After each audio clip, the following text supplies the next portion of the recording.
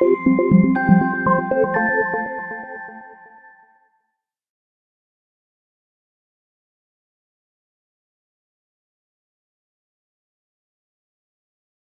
title of his presentation is "The Cities for All Succeed as Tourist Destinations."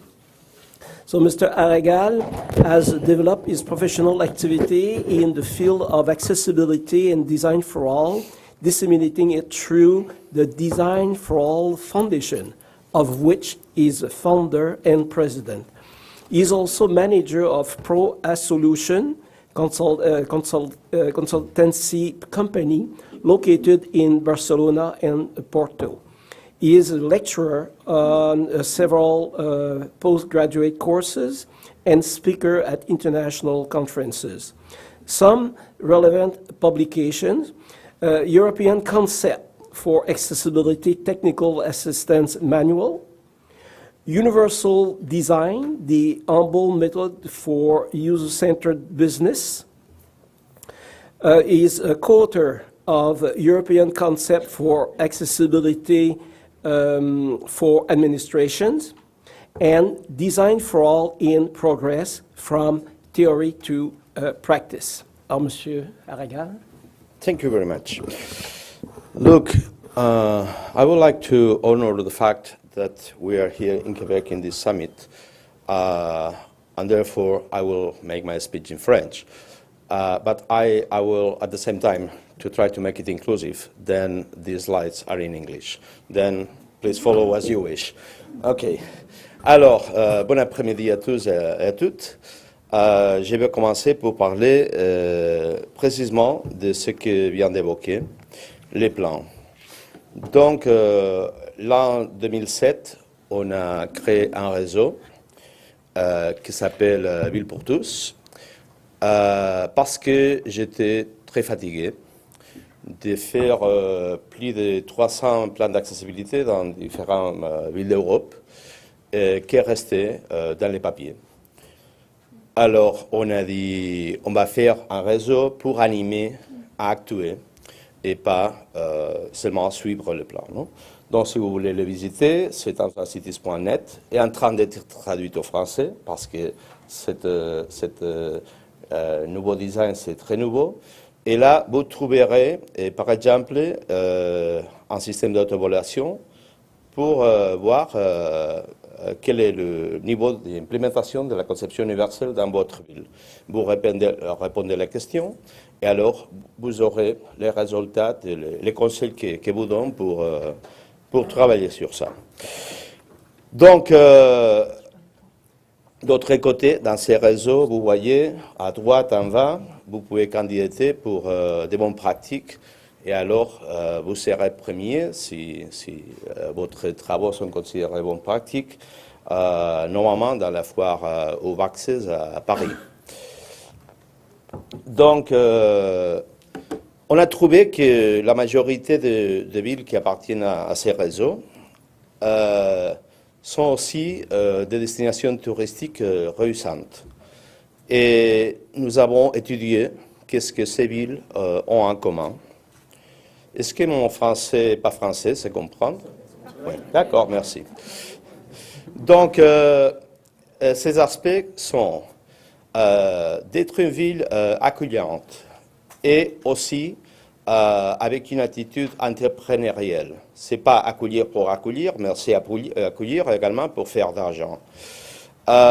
Donner une information fiable et avoir une bonne réputation, des espaces publics et endroits pour tous, une offre diverse et aussi une diversité de prix, donc des choses chères, moins chères, pas du tout chères. Ouais. Donc, par rapport à être accueillant, ça veut dire être ouverte à la diversité humaine, ça veut dire l'âge, les habilités, l'orientation sexuelle, la religion, la race, etc. D'être flexible, donc pourtant comprendre qu'il n'existait pas cette histoire de les handicapés physiques, les handicapés mentaux, les sourds, les aveugles. Non, c'est pas comme ça. Chaque personne et tous sont différents. heureusement. Donc, et pourtant, d'être flexible et s'orienter aux besoins de chacun du client et être résolute. Pas dire, ah oui, on va essayer de résoudre ça demain. Et également, l'envie d'être erré, d'être, comment on dit, épanoui. Voilà, merci. Donc, ouverte à la diversité humaine. Donc, nous trouvons dans toutes les villes au monde personnes de tous les endroits, tous les âges, différentes habilités, différentes approches, différentes idéologies. Et heureusement, la majorité du monde, nous habitons tous ensemble et bien. D'être donc orienté aux clients et ces sensations d'appartenir à une certaine culture, etc., comme ici au Québec. De donner de bonnes réputations, donc de bonnes informations et avoir une bonne réputation. Vous voyez ici le page internet d'informations touristiques de quelques membres. Et c'est curieux, j'aimerais le dire, parce que là, à gauche, vous voyez la ville de Askersund. C'est la ville qui appartient au réseau depuis 2007. Donc, il y a pas mal d'années qu'il appartient. Nous avons été à Askersund cet été. Et alors, le maire, il m'a dit, écoute, Francesque, on va changer la stratégie. Nous avons déjà 600 touristes. Maintenant, on doit commencer à contrôler la qualité du tourisme. Et alors, disons qu'on a commencé à penser avec l'idée que les touristes du jour peuvent rester le soir. Ça, la Suède, c'est facile. On doit organiser une chose festive pour voir. Et comme les Suédois, ils sont très conscients qu'on ne doit pas conduire et voir, donc ils restent la nuit dans la ville. Donc c'est excellent. Mais alors je les ai dit, mais écoutez, les parents, ils voient, mais les enfants sont également là. Donc on doit organiser également des choses pour les enfants, pour les parents qui n'écoutaient les vents, etc. Donc on va pas les vents, la bière, plutôt là. Donc la réputation, c'est important, mais on doit se souvenir que la réputation, c'est comme un ballon, que si une fois on fait une erreur, ça peut être payé pendant toute la vie. Non? Vous connaissez l'histoire toujours de Nestlé ou de Nike, non? Qui sont fameuses pour l'exploitation des enfants, non? Même qu'ils n'exploitent aucun enfant depuis 20 ans déjà, mais encore dans l'imaginaire du gens existe cette histoire-là. Donc de maintenir la réputation, c'est important. Et pourtant, par exemple, la ville de Saint-Étienne, donc par exemple, il essaie de maintenir ses réputations d'être une ville créative, etc. Non? En fait, c'est la seule ville, je dirais, en France que dans l'équipe municipale, ils ont un designer. Donc, il n'y a pas seulement des architectes, etc., mais un designer qui tient cours de l'approche globale. Dans l'espace public, facile pour tous, un transport en commun facile à utiliser, un espace public orienté aux piétons, espace cyclable, une ville facile à comprendre et des soins médicaux universels. Non? Donc, si la ville est comme ça, c'est une ville pas handicapée. Et alors, si la ville n'est pas handicapée, les personnes qui arrivent à la ville peuvent laisser, disons, leur handicap à la frontière de la ville. Et alors, dedans, ils sont sans handicap. Voilà. Donc, on doit développer l'idée de villes pas handicapées. Vous voyez par exemple, donc, à Askersund, les bateaux, les Vetervik, on peut aller en fauteuil roulant, même électrique, on arrive à des îles.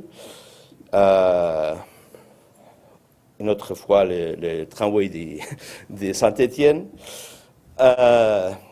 On rit un peu parce qu'on s'est rencontré en fumant dehors et j'ai découvert qu'il est né à Saint-Étienne. C'est pour ça que...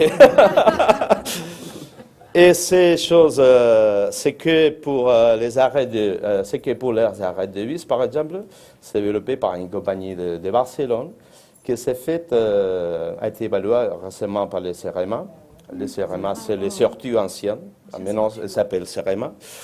Et donc, c'est une plateforme accessible pour les bus, faite à partir du plastique recyclé des câbles électriques.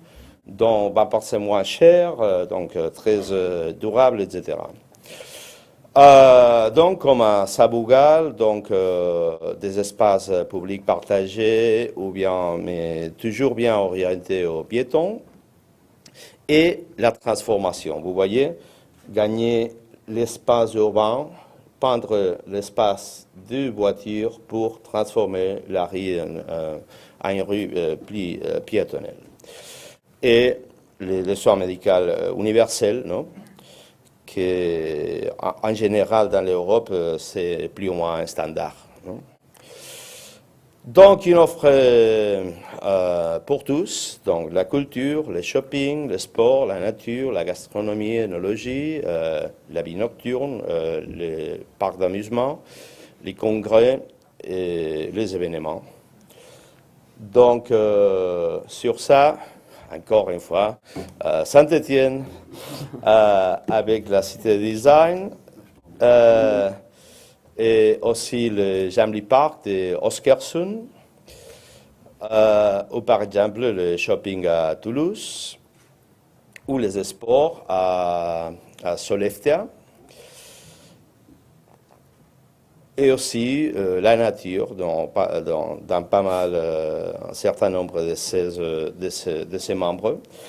Et Östersund, que c'est une ville fameuse par les triathlons, j'ai pensé que cette ville, ils ont rentré justement cette année dernière. J'ai pensé qu'ils aimaient d'avoir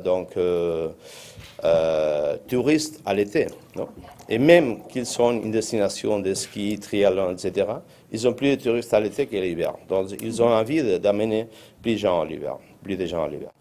La nocturne, et ici un exemple d'un parc d'amusement qui aussi appartient à la fondation, qui c'est à Barcelone, même que Barcelone n'appartient pas au réseau, peut-être parce que personne n'est prophète à sa propre terre, non?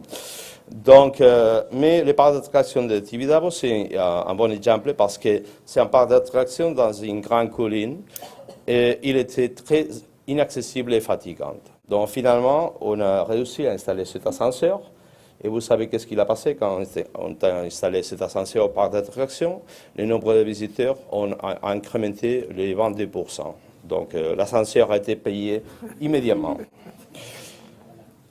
Donc voilà les congrès, les événements, la fête du chocolat à Skersund par exemple, et aussi d'arriver à l'endroit et pouvoir, arriver à quel endroit soit adapté à l'époque de chacun. Donc ça, c'est aussi important.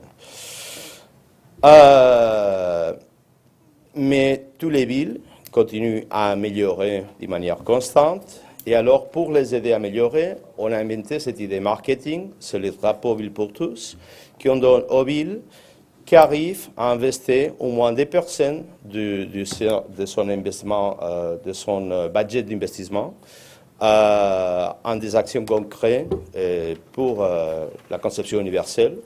On doit par exemple remarquer que Östersund, qui est rentré l'année dernière, ils ont investi les 26% de leur budget pour action des inforôles. Donc, et plus ou moins, tous les membres du réseau sont au-delà du 15 personnes. Vous voyez ici les membres du réseau. Il y a quelqu'un qui ne suit pas encore l'idée du drapeau. Et je dois dire que je suis très content de savoir, je l'ai su ce matin, que la ville de Lille en France a devenu membre hier. Donc je suis content de savoir, une autre ville. Et vous voyez donc comme ces pourcentages ont été incrémentés beaucoup de fois, différentes années, etc. Et malheureusement, je dois dire qu'en Espagne, nous avons une mauvaise attitude, que c'est quand il y a un changement des partis politiques, donc les partis suivants, et ça a été oublié complètement ce qu'a fait l'intérieur. Et heureusement, par exemple, en France ou la Suisse, ça ne passe pas. Donc s'il y a un changement des partis, la ville continue à être engagée. Donc, des aspects pratiques. Comme j'avais dit, Askersund ne va pas recevoir plus de touristes. Saint-Étienne a réussi à surpasser une grande crise industrielle et économique. Östersund est en train de bouger en approche accessibilité en approche ville pour tous. Et Toulouse, c'est maintenant la quatrième ville plus visitée de la France. Les conclusions, donc, sont que la conception de la ville pour tous va incrémenter l'égalité, la qualité de vie et aussi le business. Les villes doivent offrir des expériences vitales à chacun, plus que des destinations fermées pour des groupes concrets. Et qui planifie les choses avant d'actuer toujours épargne d'argent et qu'on ne doit pas faire une conception pour les citoyens, mais avec les citoyens. Et pour prévenir les erreurs, on doit éviter réinventer la rue et aller voir qu'est-ce que font les autres. C'est pour ça que nous fournissons donc une médiathèque avec beaucoup de matériaux. Et finalement, donc, on pourrait dire comme conclusion que notre approche, c'est de dire que si on fait donc un espace destination qui est écologique et social, donc c'est habitable. Si c'est écologique et aussi économiquement réussant, c'est viable. Si c'est social et économiquement développé, c'est équitable. Et tout ensemble, donc, c'est une ville durable. Donc, merci beaucoup pour votre attention. Je vous invite à vous inscrire à la newsletter gratuite de la Fondation pour recevoir des nouvelles. Et si vous appartenez à une ville, évidemment, à vous engager au réseau. Merci beaucoup. Thank you very much. Alors, merci beaucoup, Frances. Est-ce qu'il y a des questions pour Frances? Oui, alors à l'arrière.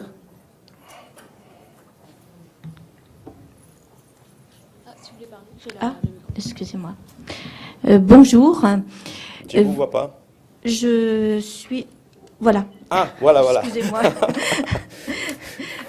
Voilà, je suis très encombrée. Alors, j'ai beaucoup apprécié votre intervention et les interventions précédentes.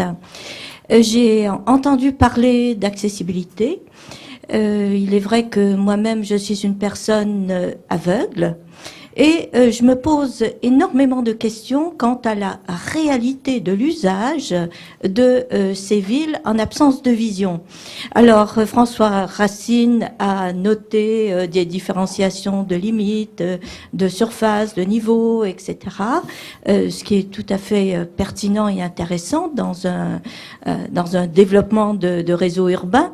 Mais au-delà de ces signes intuitifs qui peuvent être perçus en absence de vision, quelles sont les autres solutions que vous avez préconisées, que vous prévoyez pour ces villes à destination pour tous, pour des personnes qui ne voient pas et qui cependant veulent aussi vivre, veulent aussi savoir, veulent aussi se cultiver et connaître plein d'ailleurs. Et une question subsidiaire concerne le son, l'environnement sonore. C'est une notion, un concept que je n'ai pas entendu ce matin encore, mais peut-être est-il au centre de vos préoccupations. D'accord. Merci beaucoup pour la question. Effectivement, disons, on parle de destination pour tous parce qu'on a l'envie de faire destination pour tous. et je ne peux pas résumer dans une présentation toutes les actions que, disons, plus d'une dizaine de villes ont faites, non? Mais disons que si l'approche, c'est de concevoir la destination, la ville, avec les utilisateurs, tous les types d'utilisateurs, est difficile de se tromper. Donc l'idée, comme Markus Weisen a dit ce matin, il s'agit de ne pas seulement guider les personnes vers certains endroits ou les faciliter de croiser la rue, mais d'apporter dans chaque destination richesse à chacun, non? Disons, à mon avis, disons, on peut dire, si vous voulez, les personnes qui ne voient pas, mais entre les personnes qui ne voient pas, il y a des grandes différences également. J'ai beaucoup d'amis qui ne voient pas, il y a qui sont complètement aveugles, qui voient quelque chose, etc. Et, disons, notre approche est de dire, écoutez, vous pouvez donc jouir, en France, peut-être, j'ai dit jouir. Vous pouvez jouir donc d'un espace sonore, tactile, visuel, etc., etc. Et la question, c'est que aucun élément de l'environnement vous empêche de vous concentrer sur ce que vous êtes en train de jouir. Disons, si je vais, disons, au lac à Askersund, ce que je ne vais pas, c'est avoir de contrôler si je suis aveugle, si je vais trouver un obstacle, si je vais en fauteuil roulant, si je vais trouver une marche. Donc, ce que je vais faire, c'est de jouir du lac et pas de contrôler les contraintes, non? Parce que même si je suis handicapé, je travaille dans le domaine les audits d'accessibilité. Dans ce moment-là, je ne vais pas travailler.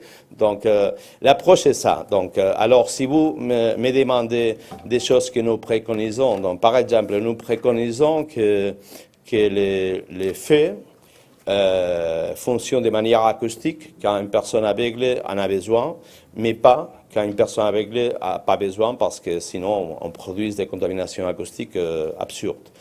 On propose par exemple que si vous avez un espace vert et vous avez donc un chemin, donc les chemins se bien maintenus de manière qu'il y a une grande différence entre l'espace, disons, de terre et l'espace palanté, et toutes les personnes peuvent détecter avec les pieds s'ils sont en train de sortir du chemin ou de ne pas sortir, non?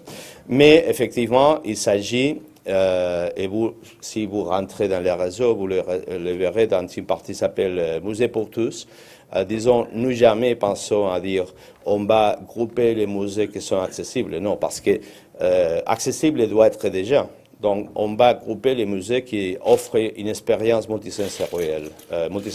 Ça, c'est un peu notre approche, non?